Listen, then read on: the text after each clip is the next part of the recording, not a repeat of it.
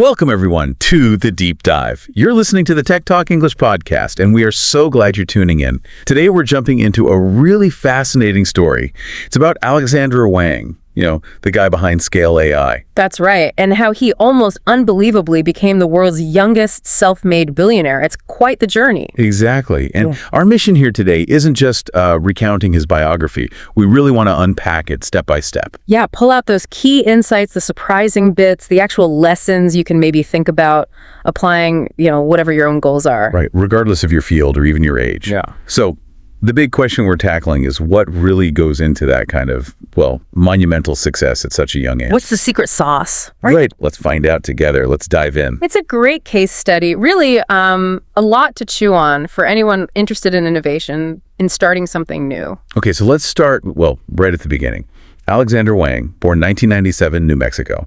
But the location, Los Alamos, seems really significant here. Oh, absolutely. Growing up in Los Alamos, New Mexico, that town has such a deep history rooted in science, in intense research.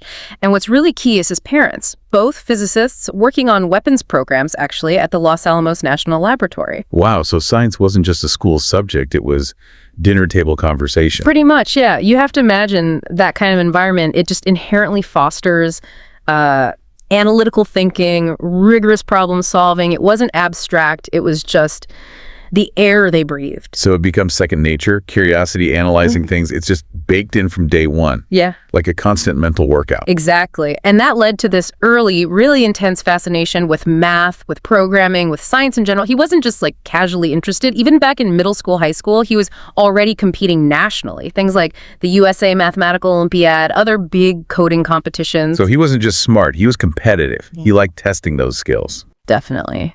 It shows that drive, that problem-solving edge, right from the get-go. He wasn't just learning. He was applying, pushing, thriving under pressure. That's a key trait, I think. That deep dive into physics and math competitions early on, it really makes you think, doesn't it? For you listening, maybe reflect on your own background. Where did you develop some kind of unique problem-solving muscle that maybe you're not even using much today? Right. That early focus can be a real hidden advantage. Okay, so moving on from high school, this is where his path gets, pretty unconventional, right? Not the typical Ivy League or bust story. Not at all. He did enroll at MIT, top-tier university, studying math and computer science. Seems like the perfect setup. The dream ticket, basically. Exactly. But then, here's the twist. He drops out at just 19. Wow. Okay, dropping out of MIT at 19. That takes some serious conviction. That's flying in the face of pretty much all conventional wisdom. It really is a very bold move. You think about the pressure, the expectations. For sure. But it wasn't just a random leap, was it? What made his gamble, let's say, more calculated than maybe others who drop out? That's a great question. Because, dropping out, even from MIT, has pitfalls. Lack of experience, maybe the network isn't there, the idea isn't quite baked. But Wang, he had actually been strategic about it. Before leaving MIT, he'd done these crucial internships. Places like Quora, Adapar, big names in tech. Ah, okay. So he wasn't just learning theory, he was actually doing stuff. Exactly. Honing real software engineering skills, seeing how the industry worked from the inside. That gave him the practical chops, the insights, and probably, crucially, the confidence. The belief that, he could actually build something himself. So it wasn't just a gut feeling, it was based on real experience. Right, a calculated pivot, not a blind jump. That context really changes things. It makes you think about those moments, maybe in your own life, where you took a calculated risk or stepped off the expected path. What signals told you it was the right move, or what signals are you looking for now, maybe? Sometimes the unconventional route is the most direct. So, okay, he leaves MIT. This brings us right to the company that changed everything. Scale AI. What's the origin story there? What specific problem were they trying to crack? Right. So Scale AI, he co-founds it in 2016, still just 19, incredibly, with Lucy Guo. And their mission was laser focused and honestly perfectly timed. It was all about helping companies build better AI. How?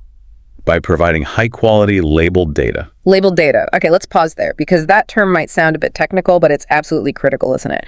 Why is that fidelity, that quality of data, so non-negotiable for AI? It's everything. It's the classic garbage in, garbage out problem, but magnified massively in AI. Think about it. For an AI model to actually learn to recognize a cat in a photo, understand your voice command, drive a car safely, needs to be trained. And trained on millions, literally millions of examples. Examples that are correctly identified or labeled. Yep. Precisely.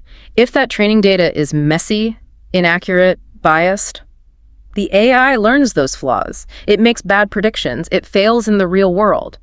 Think self-driving cars misidentifying things, or medical AI getting diagnoses wrong. The stakes are incredibly high. Got it. So Scale AI saw this huge, tedious, but essential need. Exactly. And they didn't just, throw more people at it. They built sophisticated tech, platforms, specialized tools, using humans in the loop, but augmented by technology. This let them label really complex data like LiDAR for autonomous vehicles or subtle language nuances at a scale and accuracy nobody else could match. They basically industrialized the process of creating AI fuel. That's a good way to put it. Yeah, they built the essential infrastructure. And the timing. You mentioned that. Timing was just impeccable. This was 2016. The AI boom was just starting to explode. Every company, big tech, startups, everyone was realizing they needed massive amounts of high quality data, and they just couldn't produce it fast enough or well enough themselves. So Scale AI stepped into that gap. They found that crucial friction point. Right when the demand went through the roof, it was a perfect wave to catch. It wasn't just spotting a trend, was it? It was identifying that bottleneck, that painful, necessary step nobody had properly solved yet. It makes you wonder, listening now, what's that overlooked friction point in your field? That tedious thing that, if you cracked it, could unlock huge potential. Finding those bottlenecks is key. So Scale AI is founded, it solves this critical problem. How fast did things really take off? The growth sounds, legendary. It was genuinely meteoric. I mean, just 5 years later, by 2021, Scale AI is valued at over $7 billion. $7 billion. Wow. And Alexandr Wang himself, owning a significant chunk of that, at just 24 years old, he becomes the world's youngest self-made billionaire. From coding competitions to billionaire CEO in, under a decade? That's just mind-boggling speed. It truly is a remarkable trajectory. But beyond the huge valuation, the personal wealth, what was the wider impact? How did Scale AI actually change things in the tech world? Yeah. That's important. It wasn't just about the money. Scale AI became this almost invisible but totally critical piece of the global tech puzzle. They were supplying the essential data plumbing, if you will, for so many vital industries. Autonomous driving, obviously, where that data quality is life and death. Right. But also huge e-commerce platforms, refining recommendations, search results, even government and defense applications, needing super accurate data for intelligence and operations. So they were enabling innovation across the board. Absolutely. Their tech became foundational. They basically allowed countless other companies to build their own AI futures faster and more reliably. That's a different kind of impact, isn't it? Not just building your own thing, but enabling others. It makes you think, what kind of impact do you aspire to? Maybe it's not being the front-facing star, but providing that crucial foundation for others to build on. A really important question to ask. Now, no journey like this is smooth sailing. Even with that incredible success, I imagine there were some serious challenges, especially given Wang's age, leading this massive company. Oh, for sure. And interestingly, his age was a significant hurdle early on, being, basically a teenager when he started, then a CEO in his very early 20s running $1 billion company. Well, let's just say some investors, some potential clients, maybe even some early hires were skeptical. They underestimated him. I can imagine having to constantly prove yourself beyond just having the great idea. Exactly. He had to work harder, perhaps, to establish credibility, to show that his youth brought energy and fresh perspective, not inexperience. He had to project that strategic vision. That's immense pressure. And just the practicalities of scaling that fast. Yeah. And that must have been incredibly difficult operationally too, right? It's not just about the tech. That's a really crucial point, often missed. Managing that kind of explosive growth is a beast. You're hiring hundreds and thousands of highly specialized people. You're building teams across different countries, trying to maintain a culture. All while the plane is basically being built in midair. Right. And then add the layer of data ethics. You're dealing with sensitive data, potentially biased data, ensuring responsible AI development at that scale. That's a huge, complex responsibility. Constant, difficult questions about quality, bias, responsible scaling. So it wasn't just about landing deals. It was about building a sustainable, ethical organization under intense scrutiny. Absolutely. Building the whole machine responsibly. And reports suggest Wang stayed really focused on the mission, on solving the core data problem rather than just chasing hype. Believing AI should serve humanity, developed thoughtfully. That's real leadership. It makes you think about challenges you've faced, maybe leadership principles you lean on when things get tough. It's about more than just growth. It's sticking to your values under fire. Definitely. True leadership shines through in those tough moments. Okay, so as we bring this amazing story towards a close, if you had to distill it down, what are the absolute core lessons we should take away from Alexandr Wang's journey? Okay, boiling it down. I think there are 3 really powerful takeaways that apply pretty universally. First, start young, think big, act decisively. Wang didn't wait around. He saw a massive opportunity and went for it with huge ambition, even at 19. His age wasn't a barrier. Maybe it was even an advantage, that urgency, that willingness to break molds. The lesson isn't necessarily drop out of college, but that big ideas aren't age-restricted. Right, don't wait for permission. Second, solve real fundamental problems. Scale AI wasn't just a cool app. It tackled a deep, critical bottleneck holding back an entire industry.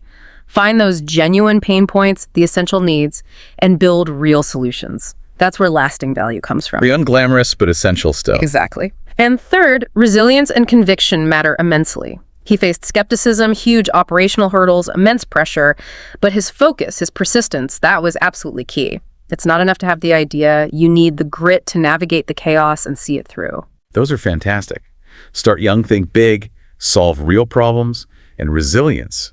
It really drives home that innovation isn't about age. It's about vision, execution, and just sticking with it. Couldn't agree more. And maybe here's something for all of you listening to chew on.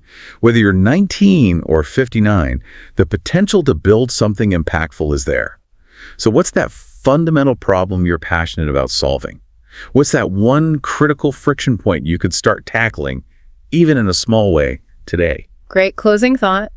Well, thank you so much for joining us for this deep dive into Alexandr Wang and Scale AI. It's been fascinating. And hey, if you enjoyed this conversation here on the Tech Talk English podcast, do us a favor, hit that like button down below, share it with anyone you think would find it interesting. Yeah, spread the word. And definitely subscribe to the Tech Talk English podcast so you don't miss our future deep dives. We've got lots more coming your way. Until next time, keep dreaming, keep building, and keep challenging what's possible.